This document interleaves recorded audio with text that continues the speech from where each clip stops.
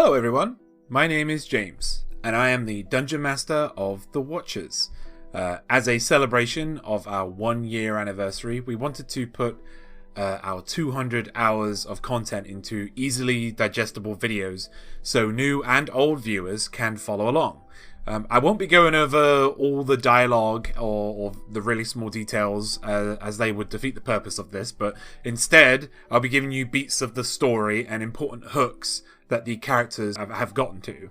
So yeah, let's get this underway. Just as a disclaimer, I'll be doing videos of the first 10 videos each, so this one will be taking into account episode 0 to episode 10. We meet 4 adventurers who are on their way across the Great West Trade Route, heading south on the Lunite coast. Their caravan leader, Brogan, tells the party that they need to be careful in these parts because of the indigenous population, but also of the soul winds, as they are rushing through, and it is the season that they will be rushing through right now, and they will quite literally rip the soul from you.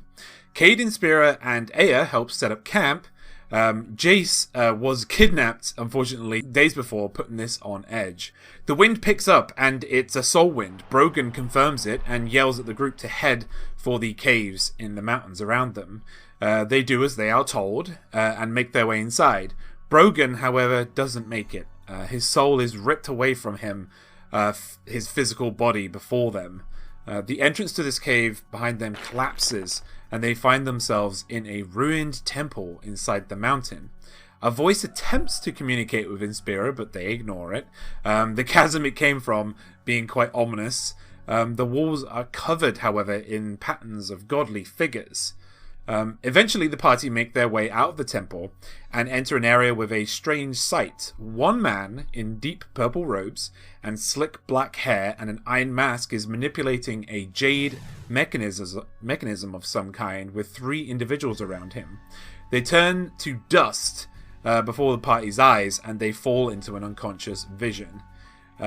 This man with the iron mask is before them, with a much larger mechanism, arms stretched out wide and beckoning thousands of people to follow him. The group then awakes. Dahlia and Hain, the 2 refugees they managed to save, are turned to dust around them.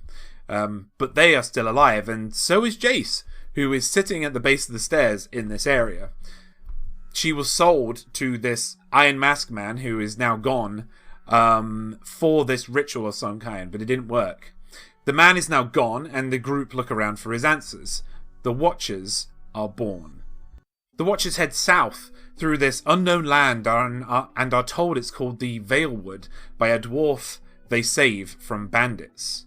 They also noticed a body that seemed to have its soul repeating its death over and over, being hunted by wolves. The gift of the Watchers was to read, manipulate, and live memories.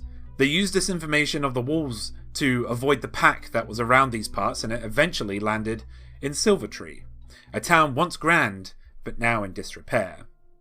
A spokesman approaches the party and informs them that the town is under the jurisdiction of Lord Maedric, and asks if they have children with them. They deny this, and he moves off, though haughtily. The centerpiece of the town is a tree, a dead tree with 17 bodies hanging from it. One of them reaches out with the dregs of its soul to the Watchers and informs them that Lord Maedric is killing physicians if they cannot identify why his children are being born as soulless husks. With more investigating, they found that this is a common occurrence in this region.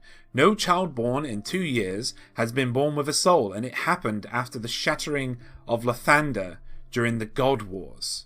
They rested at the Red Hound Inn and further investigated the town, finding a pregnant woman who was trying to keep herself hidden, as the Lord would have brought her to the castle and never saw her again. No one would ever see her again. She asked the Watchers if they could help her if the baby was cursed. She was told that a medicine woman to the south can make an elixir to cure the curse. They met this medicine woman in a region called the Compass region, who confirmed that there is no cure, but she can make a poultice that eases the pain of childbirth. Ranga, the medicine woman, mentioned that she would not be done making the elixir for a couple of days, and told them to come back then, and so they went back to Silvertree to explore, but found a shortcut. Through this shortcut, there was a man named Bagral Bove, who seemed upset with his god. He said he was a part of something called the God Wars, and was instrumental in creating a weapon that destroyed Lathander's avatar, St. Reuben. But since then, he hasn't heard a word from his god, Tempus. He journeyed with the party and they headed back to Silvertree. They rested for the night, and then they met Adair, a farmer's son turned freedom fighter that has taken part in many wars and is looking for his brother. He's taken interest in the Temple of Lathander and has been destroyed, and asked the party to investigate with him. So they stood at the entrance of the temple and spotted a man named Wharton. He was heavily injured and impossible to heal, though he was dead set on helping priests that were trapped inside, and so asked the Watchers if they could bring whatever is left of them back out. They agreed. This corrupted Temple of Lathander had been tough on the Watchers. While exploring inside, they lost Adair to a shadow attack and spotted many lost soul memories inside, until finally they came across the priests, locked in a tomb by Wharton, who promised them he would return to help them escape, but he couldn't. They returned to Wharton with the remains of these priests. He revealed that Lord Maedric came here after the collapse of the temples to burn and destroy the temples in this northernmost region. Wharton told the priests to stay, and he would come back for them, but the ground was now corrupted. Ghouls and shadows prowled the halls, and he couldn't fight them. When the party eventually showed the remains of the priest to Wharton, it was unveiled that he became a revenant, a being with one goal, fixated on achieving it, and when achieved, he is released of his mortal coil and returns to the wheel. So Wharton did, the bodies of the priests buried close by him. Adair's body was returned to his family on the outskirts of Silvertree, and Jace read him his rights as a warrior. Harvey Key, the local blacksmith, needed some help with finding some smithing supplies, and the party agreed to find them, but not before he gave them their cluster ranks, a system used in this region to show how capable an adventurer is, and only licensed smithies can give them out. East was their next destination, heading through an undead-strewn forest before meeting with Hani, an optimistic man who introduced himself as the leader of the resistance against his brother, Lord Maedric.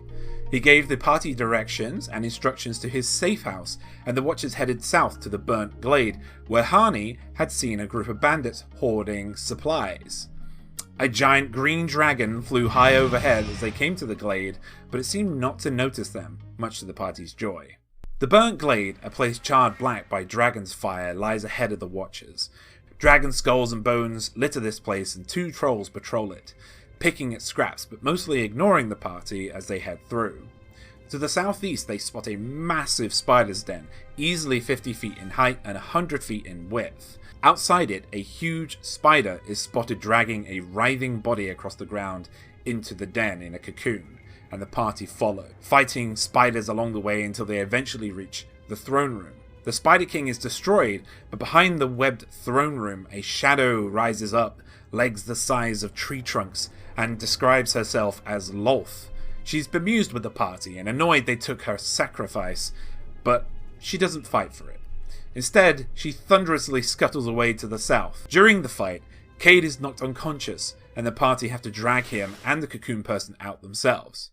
They meet Dritz Do'Urden outside, who is chasing Lolth. He explains she has been catching and eating disciples of Myliki, his deity, and he's chasing her to find out why. He then casts Greater Restoration on Cade, who was paralyzed, and runs after Lolth at lightning speeds. The Watchers settle to the east in the tree line after this, and have a rest in the wood. The Watchers wake up. Jace is gone, and was set upon by a group of bandits, who believed they were there to steal their loot. However, the group were decimated by a large black dragon that swooped down. Flying off it came a Tabaxi monk named Wind. It became clear that the black dragon was not a threat. The Jewer had been watching the group for a day, searching the area, and knew they were up to no good. The black dragon was named Avis. He was colorblind, and he thought he was a copper dragon. With their new dragon friend, they found the smithy supplies and discussed how to get it back to the town. Avis suggested he carry them, but the party were not sure. Eventually, he got impatient and did it anyway. The party rushed back to Silvertree to see the supplies being picked up by Harvey's apprentices and an old man looking quite harried, and they were then rewarded for their work. In the Red Hound, the Watchers spoke to Wind and the lady from the cocoon named Micah. Wind happily explained that he is part of an assassin's cult who follow the Lord of Murder Baal, which scared the inn, and Micah then explained she had been having a dream of a shadow chasing a god. Then a scream was heard next door. The pregnant lady from earlier, Ulfra, was giving birth. The party gave her the elixir to stop attention being drawn and her own pain from being reduced, but still caused the spokesman of the town to come over. The baby was born. Aya managed to persuade the spokesman without letting him in that Ulfra had a bad night, and he left saying he'd be back tomorrow. The Watchers worked quickly, sneaking out of Silvertree and headed towards the hunting lodge, where the Resistance safe house was. With some difficulty they made their way in, Harney constantly suspicious of Wind. They planned for their next journey, and a portal opened up in the kitchen. A wizard's image walked through, greeted everyone, and told Wind he needed to return to the monastery, then vanished. Wind packed his bindle and exited the lodge. Harney, absolutely furious that the safe house had been compromised, began to make plans to go elsewhere. Jace returns the next morning and the party is joined once more. The Watchers caught Jace up on what happened. The Resistance and the group agreed they needed to find a new safe house due to the intrusion. Everyone went their separate ways, making sure to stay in contact in the future. While searching for the place, the group found a boy alone in the woods. He said he was waiting for his parents to come back. With some excellent checks, the Watchers found footprints leading back to a manor, and the parents were getting on with their daily lives. With questioning, it appeared they left this child named Tobin in the forest because he was an embarrassment to the family, and they just wanted to get rid of him because he wasn't a good heir to the throne or to the business. With use of her Watcher feat, Jace instilled primordial fear into the father, scaring him away from his manor back into his back gardens. Moments later, Avis swooped down and ate the flailing man. The mother was proven to be manipulated by the father, and they returned to the original safe house to bolster the Resistance's forces. The axe of Tobin's family was taken and given to the boy so he could use it in the future. Jace spoke of a stronghold to the far east that had a Goliath pondering and drawing outside of it, and he needed their help. The party had seen this stronghold several times in their journey and were drawn towards it, but finally they arrive and Tethlan Bar meets them. A colourful travelling Goliath bard who mentions he needs a book that is rumoured to have proof that there were beings that came before the gods, and it's in this location. He needs the Watchers to help him get it. Thank you for listening. I hope you are caught up a little bit. We'll be releasing these 10 episode summary things every few days, so make sure to subscribe to see when they come up, and press that bell as well so you can get a notification, and we will see you next Tuesday.